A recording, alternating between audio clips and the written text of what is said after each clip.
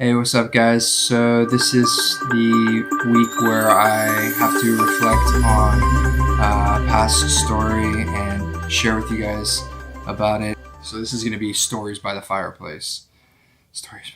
It sounds like Andrew Neme's Mail on the Couch and shit. Guess I really didn't need to give it a name, did I? But anyway, Stories by the Fireplace.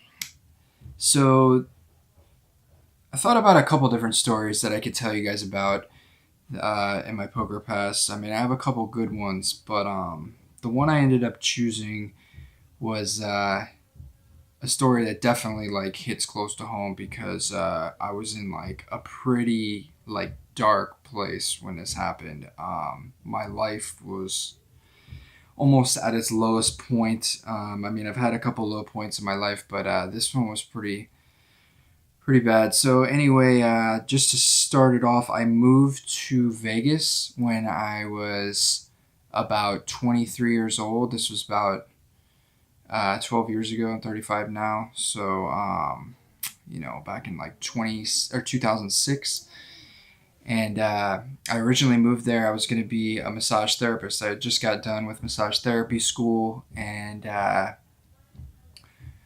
was working on the strip. I was lucky enough to find a job on the strip, and so I was doing that for about a year and playing poker on the side. This is like just when I started like really, really getting into poker. I had it all around me. I had like cash games and everything because I was out in Vegas and stuff. So I started getting into a lot of poker.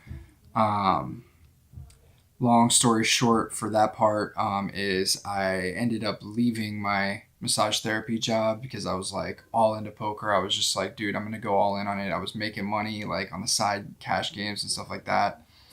So I made a lot of stupid decisions in the past. So long story short is I quit my job as a massage therapist, and I was just gonna do poker full time. And obviously, if it didn't work out, I was gonna go back to working as a therapist or something. I just really didn't want to do it anymore at the time. Poker was just so much cooler, and I just got tired of like massaging like nasty, like hairy dudes and stuff. Anyway, you get your hot girls from time to time, but mostly not the case. Anyway, so I quit that to do poker, and it was going decent for a while, but I made way too many dumb decisions. Like I bought a car. I bought a 350Z, and I thought I was living the high life, like just out in Vegas, like just gambling and stuff, and it was going decent. I ran up like a 10K bankroll, which at the time I thought was a lot of money, but quickly learned that if you're not consistent, like bills are just gonna pile up on, and they did. I had rent. I had just had so much life expenses. I got myself into so much life expenses. I can't even like count it for you right now. I had like a $600 car payment plus like $300-$400 car insurance, and then rent and food and everything. Like my expenses were easily up over $2,000 a month. So like shit got hectic quick when you're only holding on to about like 10K ish. And so that was like my life role. So I was spending a lot and just not making as much money as I thought I was going to. So fast forward a little bit, I was, getting by, just grinding away and just paying my bills for a long, long time. I got myself into a ton of credit card debt to pay a lot of it.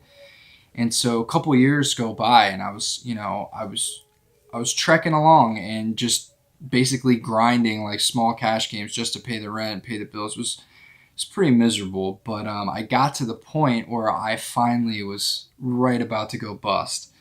So I remember one summer I literally had tons of bills due. I was like, I maxed out all my credit cards, and I just had no bankroll to even work with. It was just like I was done. Like I had literally like $130 left to my name, and just everything due, car payment, car insurance, like credit card companies calling me up, like my phone ringing every single day, just like they're trying to collect their money. And, I just had like a little bit of cash to me. So what is that going to do? You know, like I can't put a dent in the money that I owe. I can't even pay my rent with that money, let alone, all this other shit that I have to pay for. So what did I do? I mean, being a degenerate gambler, I had like nothing else to do. I was pretty much like at the point where I had to move back out east where I'm from and near DC area. So yeah, it was a pretty tough, moment in my life. Like, what should I do? So I said, fuck it, whatever. I'm gonna go play in a cash game. So that's what I did. I actually remember the exact place I went to. It was like I'd never even been there. I just said I'm gonna go to that night. I was just gonna go to a casino like off the strip. So I went to this place. I believe it's called the Aliante. It's like up north Vegas, north end of Vegas, like a Stations Casino or something. And they had just opened their room. And so I figured I'd just go check it out. I always liked going to like all the casinos and checking out their poker rooms. I went to like every single one in Vegas, so that was just like one of the new ones at the time. And so I went there and hit that place up, and like literally, if I lost that night, like I was not gonna have any money left. I was donezo, like nothing left, and I don't know what the fuck I was gonna do after that. I was just gonna like use some comps somewhere that I had comps at and like get some food or something. I don't know what I was gonna do. I was pretty much at the point where I was just having to pack up and leave and run away from all of my problems. So I went and I played that cash game, and sure enough, I had a good night. Obviously, the story would really suck if it just ended right there. And I ran up that 130 into about $1,000 that night, and just playing 1-3. I had a pretty fucking good night. And so this was like this during the summer, and like kind of around like World Series time. And they had Caesars like Mega Stack series going on, and they were doing like a bunch of like $100 buy-ins, 200, 300.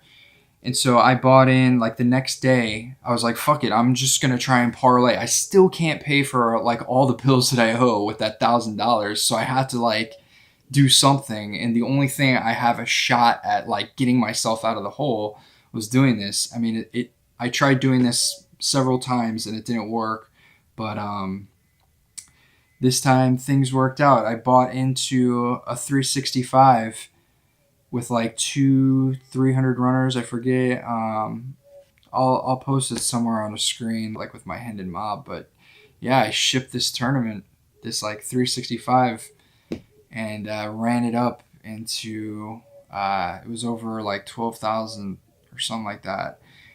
And yeah, it's pretty sick. Like I went from like $130 in my pocket to like over like 12 or 15K or whatever it was within just a couple of days, and got myself out of it. I mean, I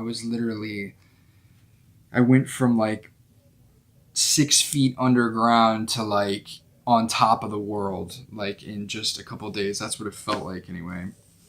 So if anybody's been down and out and somehow clawed their way back, they know exactly what I'm talking about and what it feels like. So I was just thrilled. And then I pretty much never ever at any point in my life looked back after that.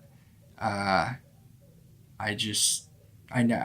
gotten close to going broke, but I've always been able to claw myself out of it. That was definitely like my lowest point as far as like since I became like a professional poker player and like have been like grinding for a living.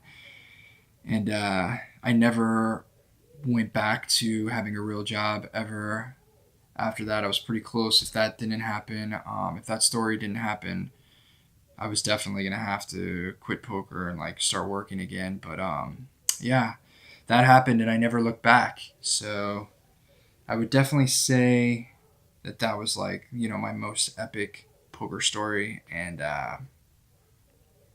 hope you guys enjoyed that story. It's not like the most entertaining thing ever to just see me sitting here talking to the camera, just telling a story. But yeah, that's about it. All right, well, I'll see you guys in the last video for the ending of this little challenge thing that we got going on. All right. Take care, guys. Peace.